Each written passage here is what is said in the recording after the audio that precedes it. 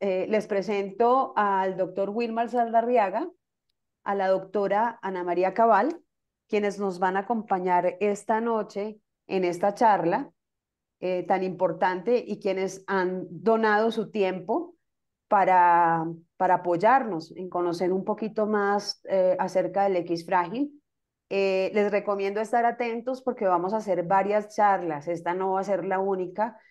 Les digo a los que están, vamos a estar cada 8 días conectados con un tema diferente por este mes. Lo hemos logrado así, apoyados en la Fundación Nacional de X Frágil, que nos ha ayudado a conseguir profesionales que nos dicten estas charlas.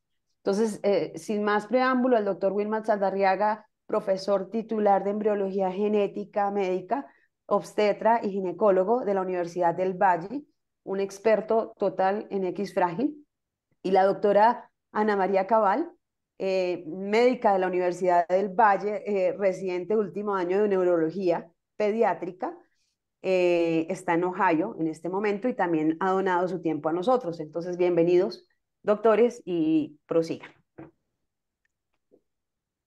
Vale, buenas noches, Joana y todos los asistentes. Gracias por la oportunidad de, bueno, de poder compartir, conversar.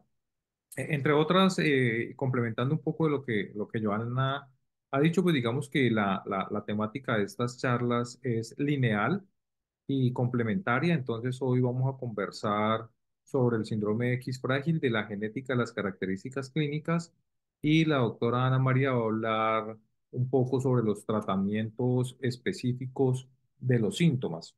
En la conferencia que sigue, pues vamos a tener una médica también especialista en neurología que va a hablar un poco más sobre las características y manejos del comportamiento de los pacientes pues con síndrome X frágil.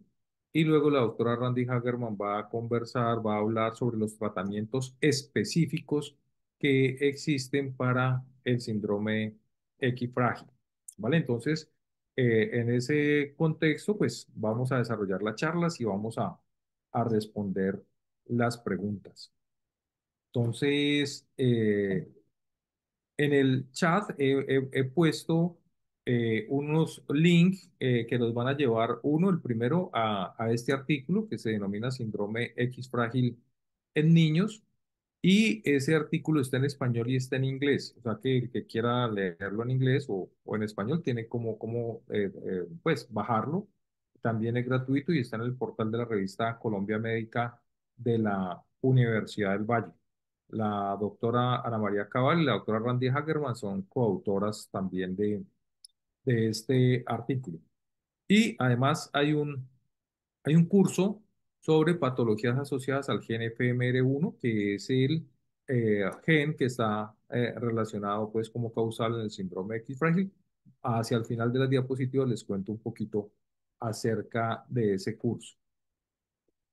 Bueno, entonces, yo aquí tengo una dudita, Joana. Está tapándose en este momento una foto de un paciente que tiene síndrome No, X frágil. Está se está viendo. viendo, se está Ah, viendo con una rayita en los ojos perfectamente. perfectamente, vale. Entonces, el síndrome de X frágil es una enfermedad genética que es una enfermedad genética diferente a otras enfermedades genéticas, ¿sí? Es clasificada dentro de las originadas por una repetición anómala de nucleótidos, en este caso la tripleta CGG. Solo por poner un ejemplo, de las enfermedades genéticas, la más frecuente y la más conocida para todos, la población en general, es el síndrome X frágil, es el síndrome X frágil, no, el síndrome de Down, ¿cierto? Todos hemos visto en la vida, tuvimos algún compañero, un amigo, un familiar, alguien que tenía el síndrome de Down, personas con talla baja, un poco obesas, digamos, un poco gorditas, discapacidad intelectual, también tienen trastorno del espectro autista, pueden tener trastorno del espectro autista, y otras características que no se ven, como por ejemplo problemas cardíacos, hipotiroidismo, inclusive cataratas, leucemias también están relacionados. Entonces es la enfermedad genética más frecuente en la población general. Ahora, otras enfermedades genéticas que ya no son cromosómicas, digamos que el síndrome de Down también podemos decir que es porque hay 3 cromosomas 21, o sea que sobra un cromosoma. Otras enfermedades es que si bien los cromosomas están completos, no sobra ni falta un cromosoma, pues vamos a tener que uno de los genes que está en medio de esos cromosomas tiene una variante. Y una de esas enfermedades, digamos, se denominan enfermedades monogénicas. La más común de todas es la condroplasia, que son las personas que tienen una baja talla importante. Y bueno, y hay muchos actores de televisión, entre ellos, ahora que me acuerdo, uno es Tyrion Lannister, en la serie Game of Thrones, y entonces él tiene una enfermedad genética originada en una variante de un solo gen que hace que no pueda crecer, pero tienen buen coeficiente intelectual y su problema es físico. Entonces, el síndrome X frágil no corresponde a esas enfermedades genéticas que son, digamos, más conocidas, como las alteraciones cromosómicas numéricas en el Down o las monogénicas en la acondroplasia. En este caso, también hay una alteración en un gen, en este caso el gen se llama el FMR1, antes se había denominado el gen, se denominaba retardo mental asociado al frágil X, y en el mundo hay una tendencia por no hablar de retardo mental, no utilizar esa terminología, y ahora se habla de discapacidad intelectual. Entonces no hablamos de retardados mentales ni de retrasados mentales, sino que las palabras correctas son discapacidad intelectual. Y ahora entonces el gen le pusieron frágil X messenger ribonucleoprotein tipo 1, que significa que hay un problema en una proteína mensajera que tiene funciones como proteína de los ribosomas asociada al síndrome X frágil, que también vamos a hablar un poquito de esto más adelante. Y esto, pues lo que me va a generar es una hipermetilación de la región promotora del gen, que más adelante les explico un poquito con unos dibujos en los cuales se puede atender. Pero la esencia es que este gen codifica para una proteína, y esa proteína no se produce porque ese gen está silenciado, y está silenciado porque hay un exceso de esta tripleta CGG. Entonces, la no producción, o sea, se impide la producción de esa proteína, hace que la ausencia de esa proteína en el cerebro y en el tejido conectivo produzca las características de comportamiento, la discapacidad intelectual, el trastorno del espectro autista y las características faciales particulares, como las que tenemos aquí, todas las características físicas particulares, la frente un poco amplia, la cara triangular, prognatismo, que significa que la mandíbula esté avanzada. Miren aquí las orejas que están no adecuadamente formadas internamente, aquí la cruz de la oreja no está bien y está un poco lisa. Entonces, en la generalidad dentro de esta definición, lo que tenemos es un gen que no produce su proteína, y la ausencia de la proteína es la que nos va a llevar a las características físicas y cognitivas de los pacientes con síndrome X frágil. Entonces, el síndrome X frágil es una enfermedad que está, digamos, determinada, o es, digamos, que se ha clasificado entre las enfermedades raras y huérfanas. Porque la definición es 1 en 5.000 para que una enfermedad sea rara o huérfana, o sea que se presenta en uno de 5.001, 5.002, 5.003, 10.000, 20.000 personas de la población general. En hombres se encuentra uno de cada 5.000, y en mujeres uno de cada 8.000, de una de cada 8.000 mujeres. Pero digamos que aquí hay unas situaciones particulares que hacen que el síndrome X frágil sea un poquito más difícil de entender, inclusive para el personal de salud. Es que hay unas variantes moleculares en ese gen, que es el número de tripletas. Entonces, los que tienen la enfermedad son los que tienen más de 200 tripletas, y se denomina que tienen la premutación quienes tienen entre 55 y 200 repeticiones. Entonces, personas, usual, digamos, en un número importante, mujeres que tienen hijos con síndrome X frágil, tienen la premutación, o sea que sus repeticiones están entre 55 y 200, y a estas personas se denominan que tienen la premutación, y esto sí ya es más frecuente. Uno de cada 200 mujeres y uno de cada 500 hombres va a tener esta repetición de las tripletas entre 55 y 200. Entonces, la mutación completa se considera una enfermedad rara, pero la premutación sí es, digamos, relativamente frecuente. Entonces, En ese contexto, el síndrome X frágil es la segunda causa de discapacidad intelectual de origen genético después del síndrome de Down. Entonces, cuando una persona tiene discapacidad intelectual y no tiene cara de síndrome de Down, no tiene esas características que ya les comenté, hay que descartarle que tenga síndrome X frágil. Lo dice el Colegio Americano de Pediatría y el Colegio Americano de Psiquiatría, ¿sí? Discapacidad intelectual, que el fenotipo, las características físicas no sean de Down, hay que hacerle pruebas para síndrome X frágil. Como ya les expliqué, el síndrome de Down es porque hay un cromosoma de más, tres cromosomas, pero dentro de las enfermedades que son de origen monogénico, que un gen está dañado, el síndrome X frágil es la primera causa que genera discapacidad intelectual.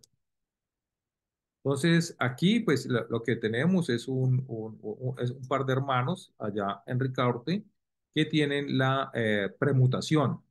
Ellos tienen hijas mujeres que tienen la premutación y a su vez las hijas mujeres, en este caso, tienen un nieto de este señor que tiene la mutación completa, síndrome X frágil. Entonces, usualmente hombres que tienen la premutación entre 55 y 200 repeticiones le pasan su cromosoma X a su hija mujer y con el mismo número de repeticiones, pero se amplifica a los nietos, en este caso, el hijo hombre de una mujer con la premutación.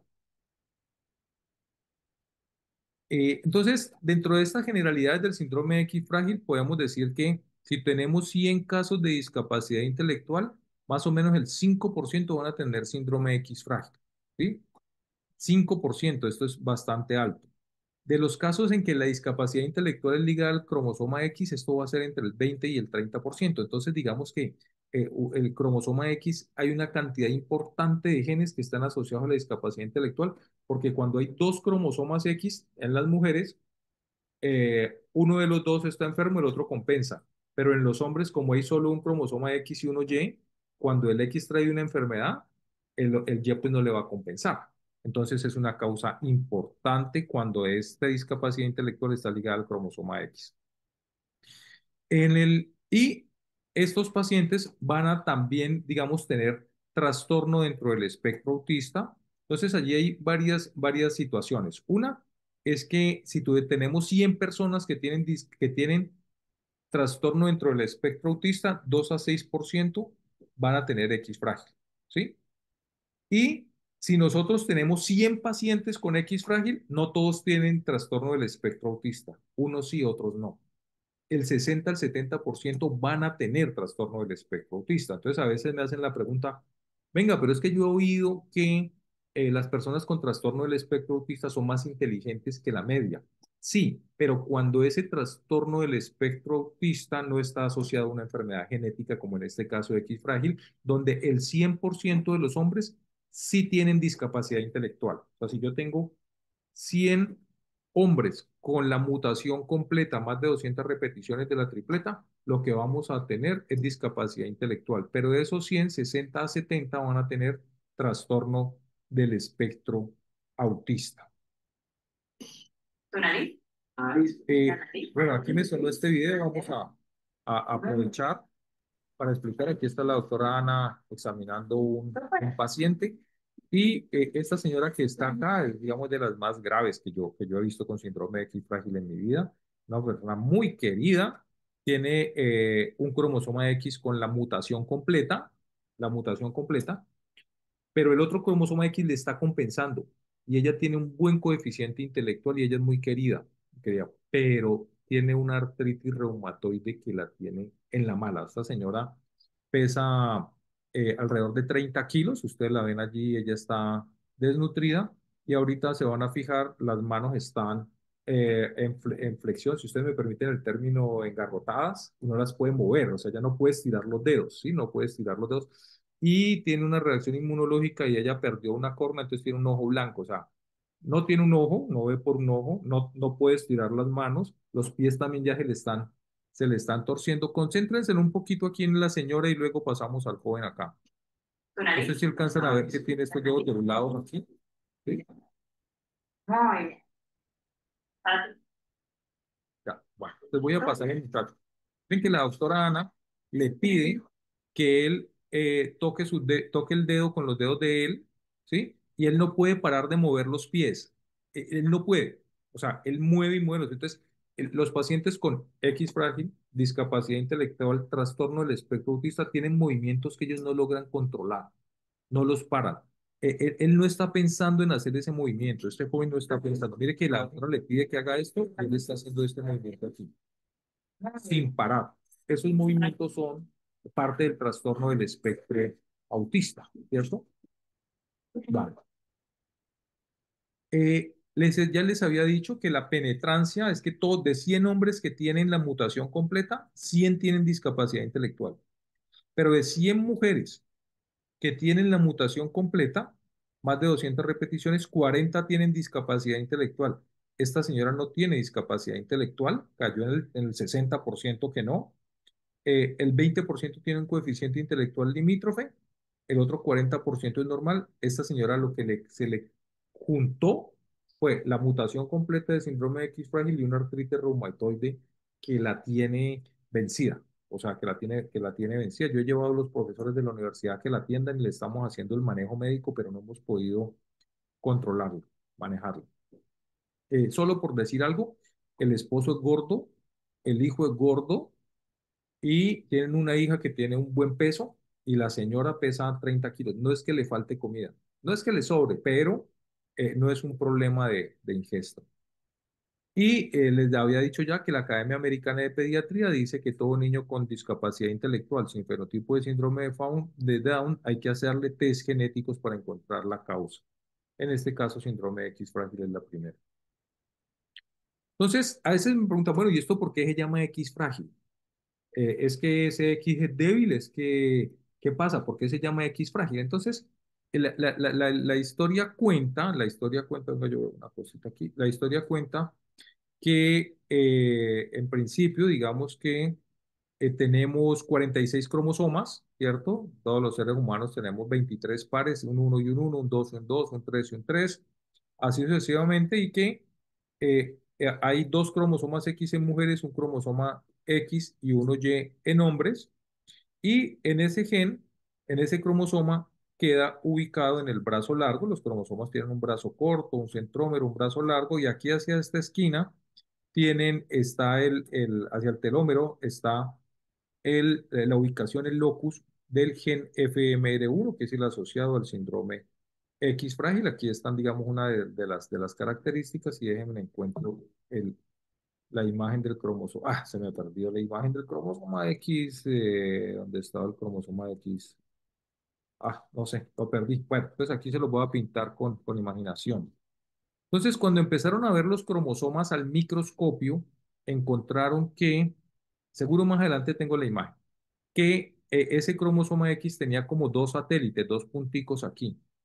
Y esos punticos que se veían aquí distales tenían como un hilito que lo conectaba. Entonces decían que era como que se le fuera a desprender ese puntico, y a eso en todos los cromosomas se le llamaron sitios frágiles, sitios frágiles. Entonces en el cromosoma X, cuando hay síndrome X frágil, al microscopio se ve un cromosoma X con dos punticos distales.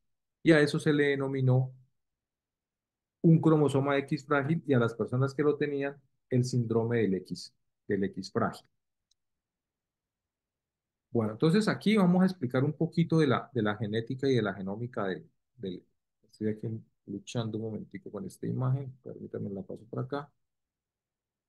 Del FMR1, entonces ese gen que está ubicado en el brazo largo del cromosoma X, dentro de lo normal va a tener una región donde hay una repetición de la tripleta CGG. Y de allí se transcribe ese gen para producir la proteína FMRP. La P es de proteína y en cantidades normales. Sin embargo, cuando hay la mutación completa, aquí en esta región, en vez de haber menos de 44, hay más de 200. Esto me va a generar de que haya una metilación. ¿Qué quiere decir esta metilación? Que a esos nucleótidos se les va a pegar un grupo metilo.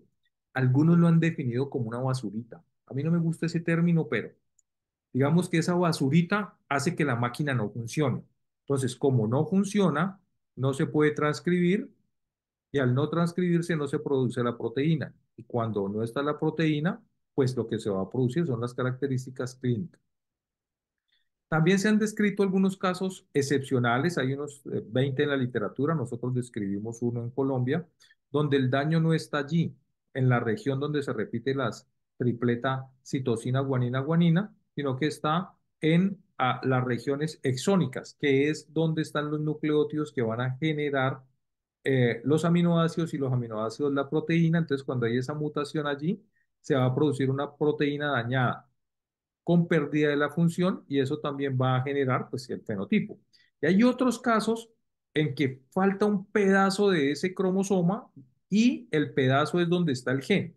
Y eso hace que tampoco se pueda producir la proteína y también esto es lo que me va a llevar al fenotipo. Este es el mismo primer paciente que vimos en la primera diapositiva, pero visto de lado, mostrando que tiene las orejas grandes, más de lo usual, y no adecuadamente formadas internamente. El 70% de los pacientes tienen este tipo de alteraciones más o menos, pero las tienen. Por ejemplo, ven aquí que tiene un prognatismo mandibular, o sea que la mandíbula está más avanzada de lo que se espera de lo usual.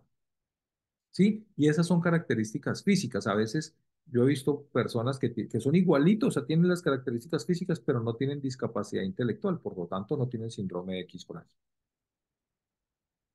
Entonces, mm, ¿por qué, digamos, a las mujeres les da menos duro? Les da menos duro en la mutación completa. Entonces, resulta que en la generalidad, las mujeres tienen en los órganos, puede ser el cerebro, puede ser el hígado, puede ser la rodilla, pues células, y en las células tienen dos cromosomas X. Entonces, aquí en moradito, el cromosoma X que heredaron de la mamá y en azul el cromosoma X que heredaron del papá. Entonces, en unas células trachea funciona, produce la proteína del morado que heredó de la mamá y en otras el azul que heredó del papá. Entonces, en ese caso, supongamos que bueno, el cromosoma X con la mutación completa sería el heredado de la mamá, entonces en esa célula no se produce la proteína. En cambio, en la célula del lado, que tiene el cromosoma X que sí produce la proteína, pues va a compensar. Y esto hace que podamos tener unas mujeres con discapacidad intelectual y otras que no. O sea que hay un mecanismo biológico compensatorio para explicar por qué las mujeres no todas menos de la mitad tienen discapacidad intelectual e inclusive las características físicas. Y ahora venimos a otro tema muy interesante porque muchas de las personas que están aquí, podríamos decir, todas las mujeres, madres de hijos, hombres o mujeres con síndrome X frágil, tienen la premutación, ¿sí? Entonces la premutación dice que en esta región del gen van a tener entre 45, entre 55 y 200 repeticiones. Este es el alelo normal donde se produce la proteína normal y el RNA mensajero en condiciones normales. Pero cuando se tiene entre 55 y 200 repeticiones, se produce menos proteína y más RNA mensajero. Y esta elevación del RNA mensajero se ha relacionado con unas características clínicas de estas personas que pueden ser hombres o mujeres. Usualmente, la mujer que tiene la premutación heredó esta premutación de su padre. Puede ser también de su madre, pero en la mayoría de los casos es del padre. Entonces, estas personas tienen el síndrome de temblor y ataxia, que son problemas para caminar, y también se ha descrito el FAXPOI, que es la falla ovárica prematura. Entonces, estas mujeres suelen írsele la menstruación antes de los 40 años, ¿sí? Antes de los 40 y tienen los trastornos, pues, relacionados con la menopausia prematura. Estas funciones, esta proteína, como dijimos al principio, va a tener unas funciones en cerebro y va a tener unas funciones en el tejido conectivo.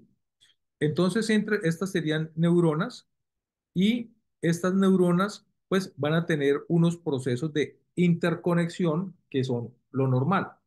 Entonces, aquí nosotros lo estaríamos viendo que hay unos neurotransmisores que se van a conectar entre un axón y el otro, digamos, entre estas dos neuronas, y hay unas moléculas que le dicen ande más rápido y otras que le dicen ande más despacio. A esto lo denominaremos excitación-inhibición. Entonces, esto tiene que estar en un acople para que la persona esté dentro de lo usual.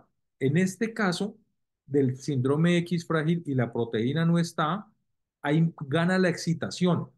Entonces, por eso estos pacientes pueden tener convulsiones, pueden ser agresivos, pueden tener, bueno, agresión hacia otros o agresión hacia ellos mismos y tener trastornos de ansiedad. O sea que hay un desbalance entre la excitación y la inhibición. Entonces, esas funciones de esa proteína en el cerebro van a ser de estabilidad, de transporte, van a interactuar con otros RNA mensajeros, por eso le dicen que es una proteína niñera, porque interactúa con otros para regularlos. Entonces, hay unas vías, como les decía, que son, que están alteradas. Entonces, van a oír esto posteriormente en los tratamientos, que es que esta metaloproteinasa tipo 9 está al alza, los receptores de glutamato están al alza, y los inhibidores GABA están a la baja. Entonces, estos dos excitadores al alza y este inhibidor a la baja. ¿Por qué es importante? Porque luego cuando la doctora Randy les explique y tal vez Ana les explique cuáles son los tratamientos que se dan, son para regular estos neurotransmisores e intentar controlar que las vías neuronales vayan hacia un equilibrio entre la excitación y la inhibición. Este es digamos, un gráfico parecido al anterior. Lo que está mostrando, digamos, es que aquí hay un equilibrio en esa comunicación, mientras que acá no. Voy a pasarlo. Ok. Y esa proteína también va a tener unos efectos en el tejido conectivo. Entonces, va a modular la cantidad y la actividad de proteínas de matriz extracelular y, por ejemplo, va a impedir la homeostasis de la matriz extracelular y estos pacientes tienen hiperelasticidad.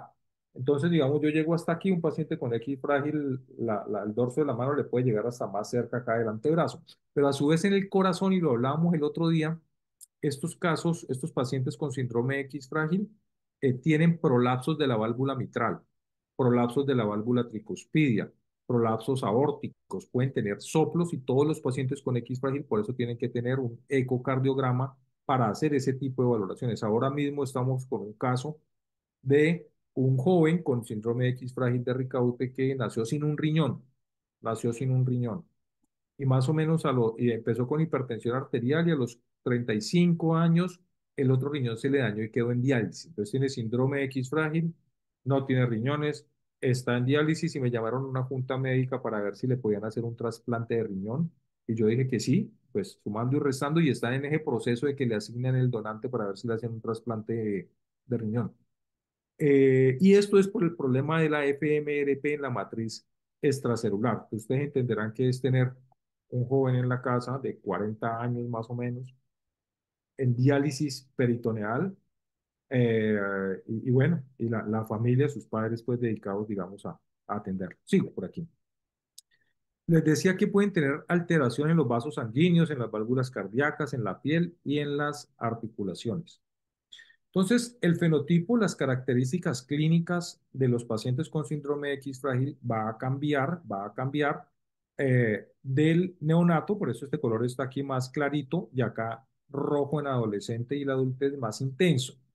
Podríamos decir inclusive que en los estudios, yo tuve una paciente que estuvo embarazada y tuvo luego un feto con X frágil, lo estábamos sospechando, la ecografía todo salió normal, todo salió normal. O sea, no habían características en el diagnóstico prenatal específicas para síndrome X frágil. Hay algunas descritos como no, que pueden estar un poco más grande de lo normal, pero tampoco nada particular. Entonces, si ya se está sospechando, porque se sabe que la señora tiene la premutación, ya tuvo un niño con X frágil, vamos al segundo embarazo, pues las personas están alertas, pero otras personas, muchas, tal vez muchos de los de ustedes cuando tuvieron su primer hijo con X frágil, pues ustedes ni sabían qué era el X frágil, ni sabían cuáles eran las características de alarma, ¿sí?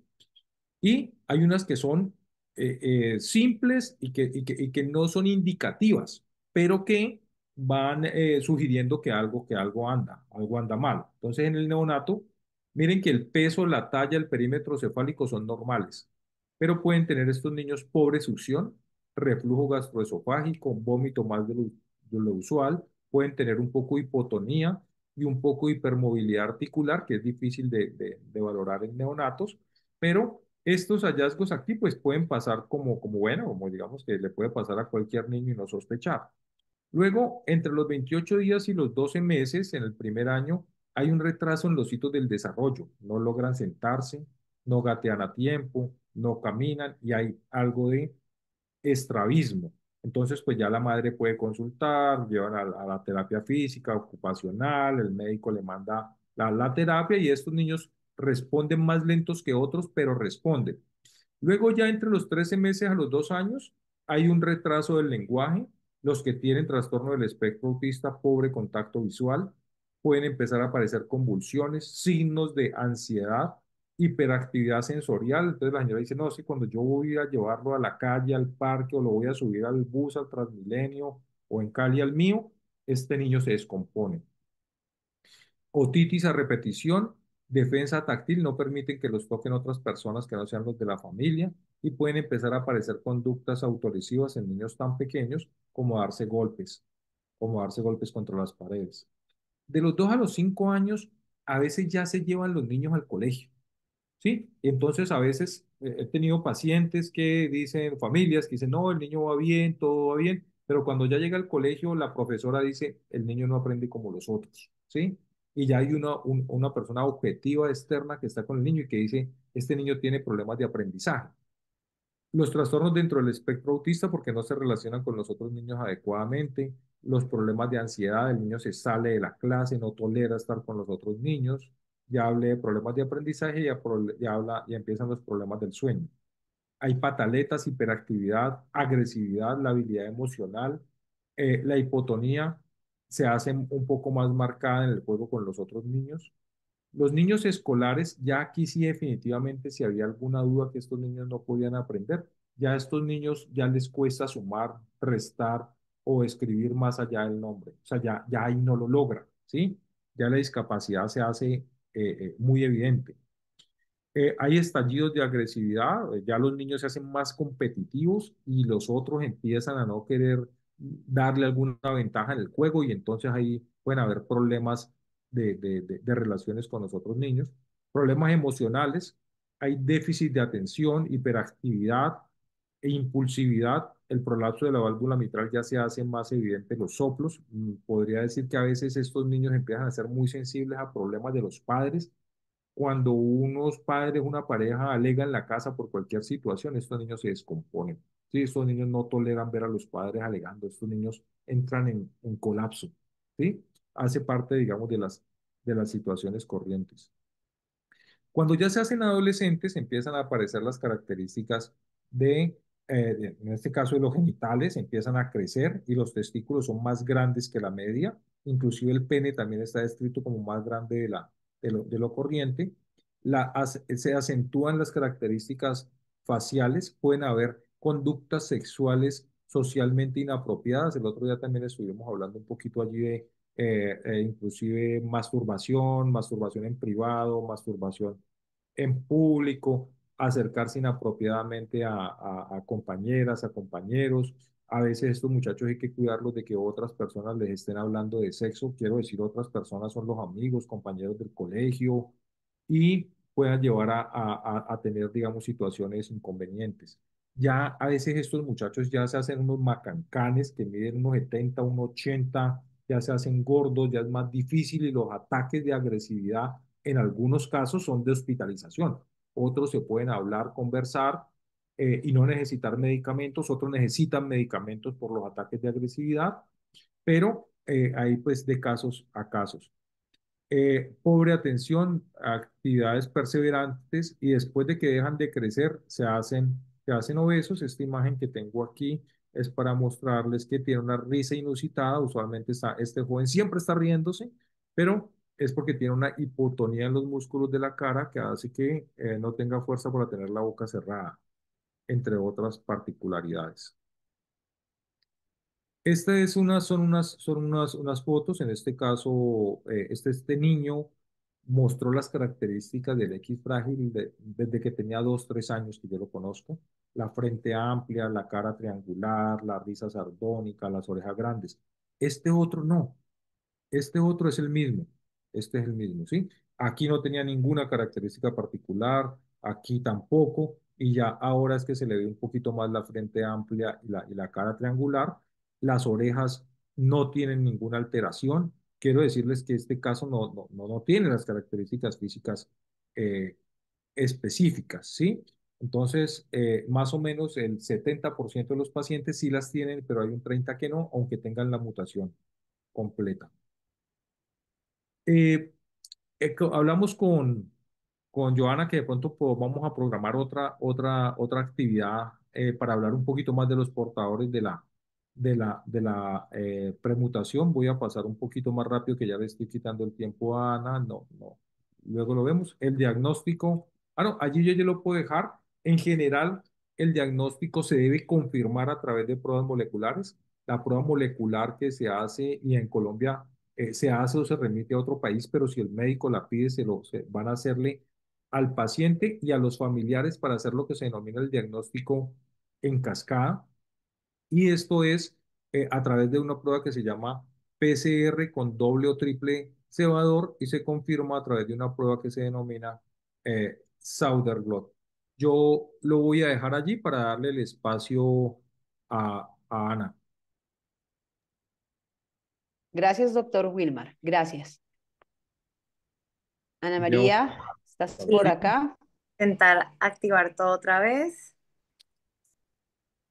Bien, te vemos. Me ven, va de pronto, bueno, estamos bien con la luz. Y por el otro Zoom voy a compartir la pantalla. Ok, compartir pantalla.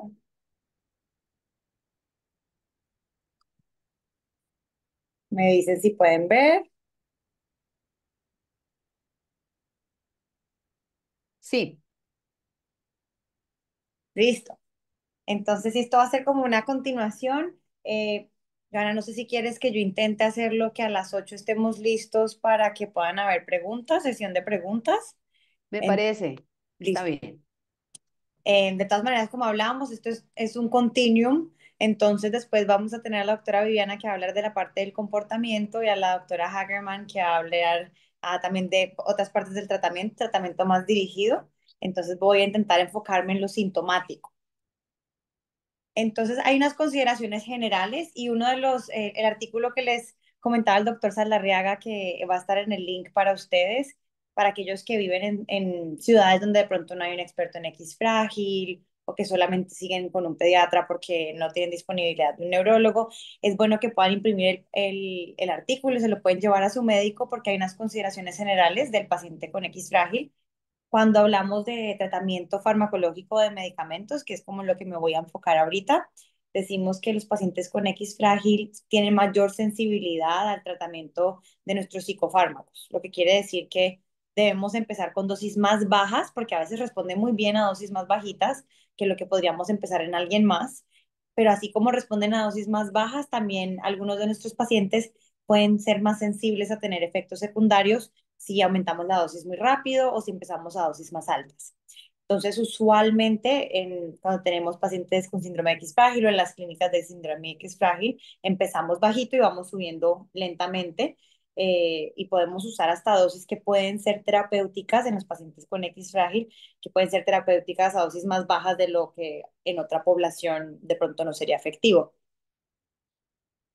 Usualmente lo que hablamos cuando decimos tratamiento sintomático, hablamos de las convulsiones y en las convulsiones que después vamos a hablar un poquito más de cómo se pueden ver, cómo las manejamos. Usualmente las maneja un neurólogo pediatra y en X frágil las convulsiones son usualmente de fácil manejo. Como en todo en medicina, siempre pueden haber excepciones, pero los pacientes con síndrome de X frágil que tengan convulsiones son usualmente convulsiones que son de fácil manejo. No tenemos mayor población entre X frágil que tengan epilepsia refractaria a los medicamentos, que sean epilepsias de difícil manejo. En otros síndromes sabemos que cuando tienen convulsiones van a ser muy difíciles de manejar, vamos a necesitar muchos fármacos. En X frágil usualmente con un medicamento los tenemos bien controlados a aquellos que tienen convulsiones. Los que usualmente tendemos a usar son el ácido valproico, la carbamazepina, levetiracetam, dependiendo de dónde estén y la disponibilidad que haya. Son medicamentos seguros que usamos, pero usualmente es dependiendo de cada paciente, del tipo de convulsión, con su neurólogo se decide qué medicamento se va a usar.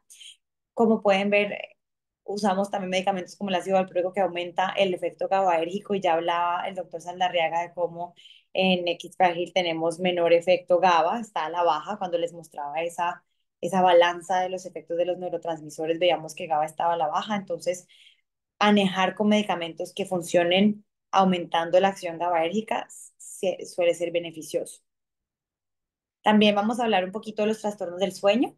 Usualmente usamos melatonina, otra vez a dosis bajas suele tener buena respuesta. A veces alfa-2 agonistas como clonidina, que además a veces con la clonidina podemos manejar el sueño y también podemos manejar el TEDA o el trastorno de déficit de atención e hiperactividad. Entonces a veces podemos usar un medicamento que nos puede servir para las dos, porque también vemos que en esta población podemos tener más trastornos de déficit de atención e hiperactividad. Ignorando las convulsiones, cuando hablamos del trastorno del sueño y del TEDA, es muy importante tener el acompañamiento de terapias. A veces con el sueño podemos ver si necesitamos hacer estudios del sueño o a veces con algunas rutinas establecidas, manejos no farmacológicos, hay que acompañarlo bien para ayudar con los trastornos del sueño, pero también con el TEDA o trastorno de déficit de atención e hiperactividad, mezclarlo con terapias va a ser muy importante. Entonces, no solamente el medicamento, sino las terapias y terapias del comportamiento, de los que vamos a hablar en la próxima sesión. También vemos que hay mayor aumento de ansiedad y síntomas asociados a ansiedad y a veces es muy importante que manejemos la ansiedad porque cuando manejamos la ansiedad podemos tener efectos beneficiosos en otras áreas como en la del lenguaje. A veces tenemos más problemas con el lenguaje y la comunicación, pero también porque hay una ansiedad subyacente que hace que sea también más difícil el lenguaje y cuando manejamos esta ansiedad, en algunos pacientes las familias dicen que el lenguaje notan que ha mejorado. Usamos mucho un grupo de medicamentos que se llaman los inhibidores de la recaptación de serotonina, como la sertralina.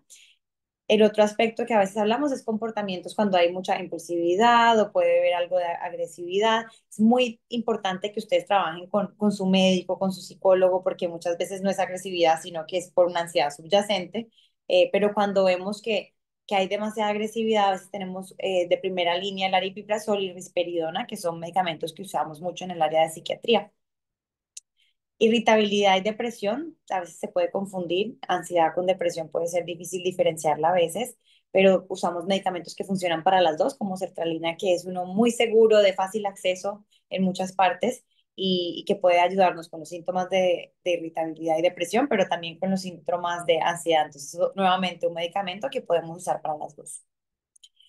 Y vamos a hablar más de metformina con la doctora Hagerman, porque sabemos que la metformina actúa como tratamiento dirigido, entonces, y nos puede ayudar en muchos aspectos, porque están las vías que están afectadas en X frágil, y cuando usamos metformina vemos que han habido estudios que muestran que hay mejoría en el comportamiento social, la comunicación, el lenguaje y demás. Entonces, pero de esto ahondaremos más en la próxima charla. Bueno, si en algún momento me dejan de ver, me avisan porque sé que se está poniendo oscuro por aquí. Te estamos viendo perfecto. Listo, súper. Decimos que el manejo tiene que ser integral, lo que les decía. Entonces, los medicamentos y eso con su neurólogo, con su pediatra, dependiendo de dónde estén ustedes, van a haber pediatras del neurodesarrollo, pero esto es muy importante combinarlo con servicios terapéuticos. Entonces, como un manejo multidisciplinario es fundamental. Sabemos que el medicamento no lo es todo, sino que hay que combinarlo con las otras intervenciones. Y también es muy importante poder tener como ayudas para establecer rutinas que le sirvan al paciente en especial, pero también poder vincular a los colegios. Y tuvimos una charla muy bonita que Joana nos ayudó a organizar, donde tuvimos a neuropsicólogas aquí que nos dieron también una idea de la importancia de las intervenciones en los colegios y ayudas también para nuestros educadores que son tan importantes en este acompañamiento. Entonces, para las convulsiones, pues, ¿qué es una convulsión? Entonces, usualmente decimos que es un evento repentino, un cambio. Usualmente uno cuando ha visto las películas o las series dice que son estos movimientos repetitivos que uno no puede parar y que pueden ser muy bruscos, que son las típicas que vemos generalizadas de todo el cuerpo, pero también puede ser que repentinamente un paciente se está confundido o repentinamente deja de responder y por más de que uno le hace así, le toca la cara, no está respondiendo. Es un cambio brusco, repentino en el comportamiento o en el movimiento que si hacemos un estudio de electroencefalograma podemos ver que está causado por actividad eléctrica normal en el cerebro. Entonces pueden haber diferentes formas de manifestarse, no solamente las que vemos en las películas. Y cuando decimos, si usted está pensando que la persona está teniendo síntomas que son repetitivos, de repente está confundido y la cara le hace como un movimiento anormal y dura un minuto y se le quita y la ha vuelto a pasar, siempre decimos haga un video del evento y se lo muestra a su pediatra neurólogo para ver si sí o si no creemos que es una convulsión y que hagan los estudios respectivos. Eh, Usualmente sí vemos que en X-Frágil por el cambio genético del que hablábamos ahorita, puede haber una excitabilidad eléctrica mayor y uno diría poder estar más predispuestos a convulsiones, pero en general cuando vemos los estudios de toda la población en general, no es significativamente aumentada la epilepsia o las convulsiones en los pacientes con X frágil comparado con la población general. Sí sabemos que aquellos que tienen autismo, los pacientes con autismo, con o sin X frágil, tienen mayor probabilidad de tener convulsiones.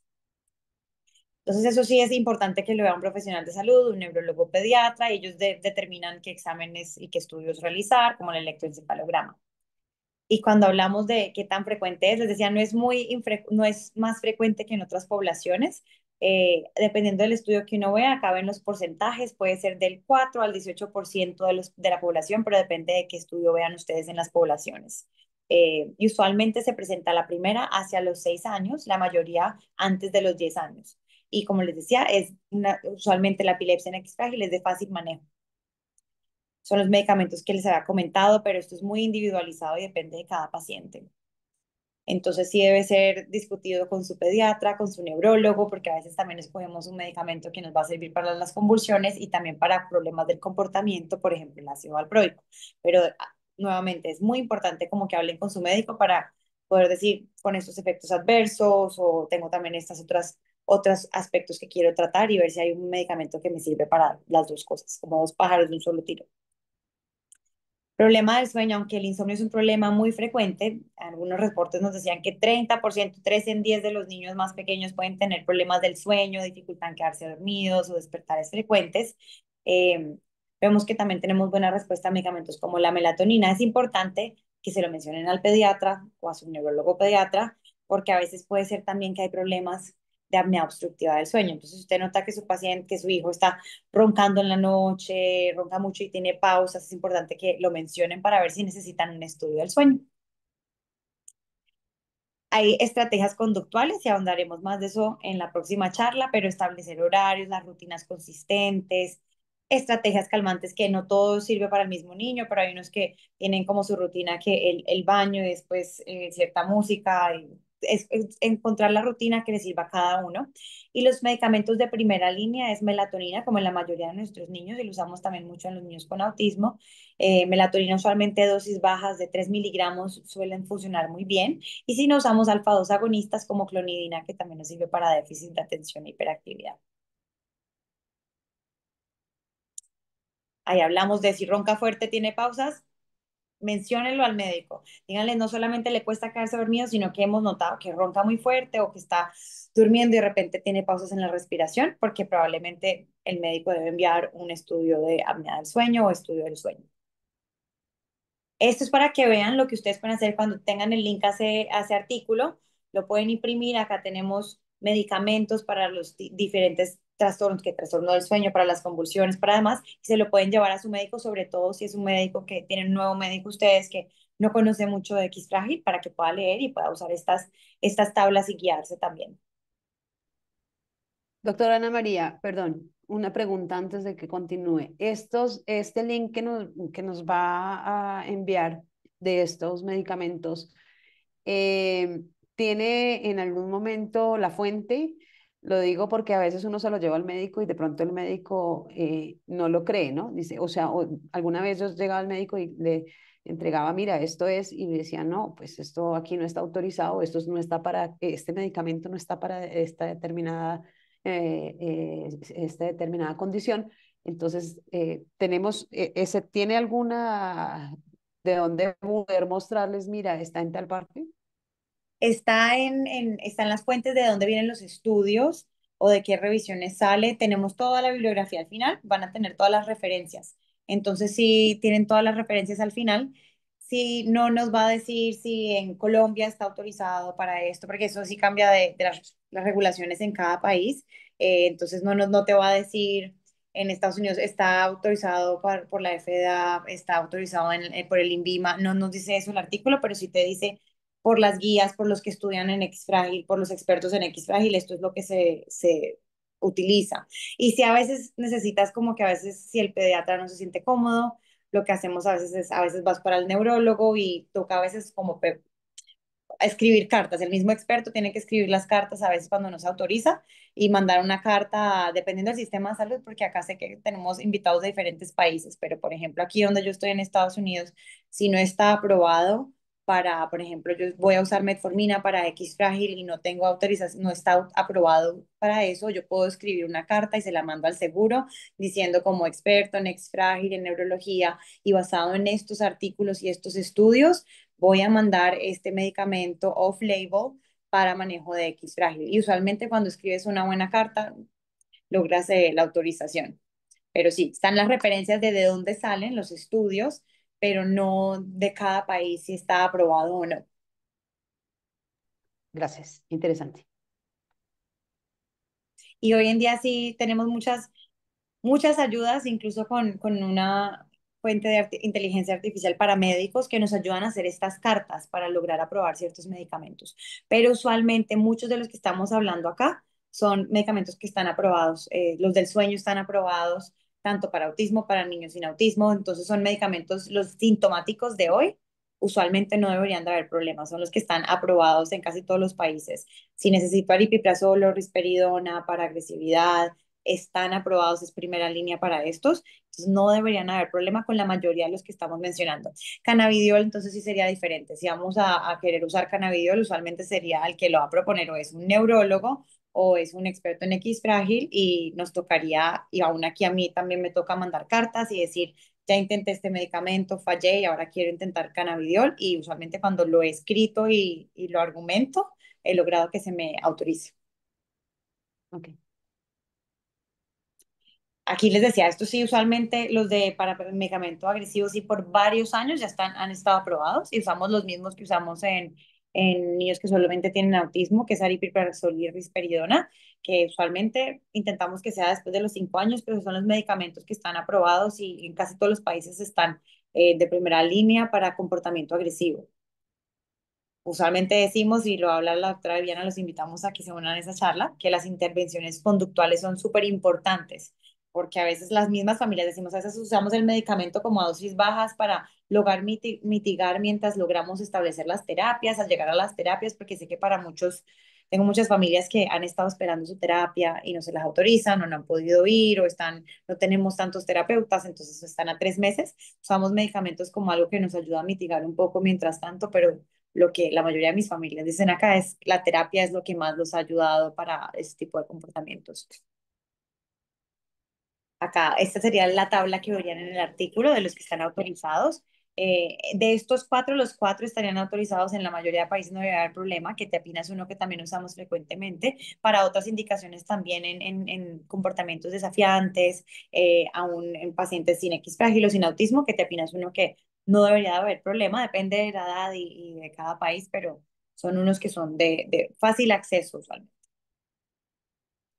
Y usualmente decimos, y es parte también cuando hacen, si hacen terapia o cualquier intervención del comportamiento, identificar esos desencadenantes frecuentes. Y con eso lo pueden hacer con los terapeutas porque a veces no es tan fácil, ¿cierto? En el hogar es difícil a lo que pasa en el colegio y por eso es tan importante trabajar con nuestros educadores que son tan importantes, porque estos desencadenantes de comportamientos desafiantes pueden ser únicos y distintos en cada paciente. que depende de ellos es cómo están procesando su entorno y cuáles son las cosas que pueden causar que sea para ellos más difícil expresarse y que pueda desencadenar un comportamiento desafiante. A veces puede ser que hagan que los estén obligando a hacer contacto visual cuando es algo que es incómodo para ellos, cuando no hay expectativas muy claras para los pacientes, esto también los puede afectar, entonces tener rutinas establecidas, no darles instrucciones verbales muy claras cuando las instrucciones no son claras y tenemos también un retraso en el desarrollo en el lenguaje, esto puede desencadenar comportamientos desafiantes, falta de uniformidad y rutina y esto nos va a ayudar también no solamente en el colegio, sino también lo que decíamos para el sueño y lo demás. Y a veces también sobreestimulación, porque como estamos procesando todo el estímulo del exterior, puede desencadenar estos comportamientos. Eh, ¿Cómo vamos en tiempo? Yo creo que ya vamos Estamos, a... sí, sí, ya estás por terminar. De pronto, si ya Sí, estás, si te falta ah, poquito, me dices. lo que decíamos que en X frágil usualmente 7 de 10 de los pacientes pueden tener ansiedad en algún momento de su vida, no siempre, pero como les decía, puede ser sutil y puede ser desencadenante de que sea difícil la comunicación, el lenguaje, entonces manejarla es muy, muy importante.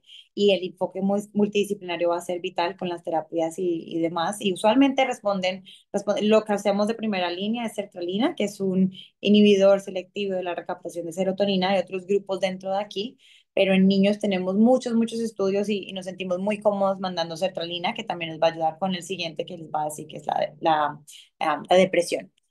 Y con el déficit de atención e hiperactividad, 8 de cada 10 niños con X frágil van a tener. Entonces, son muchos síntomas, a veces simplemente es esa dificultad para concentrarse y a veces es ese que no pueden quedarse quietos, que a veces decimos como una maquinita que no puede parar.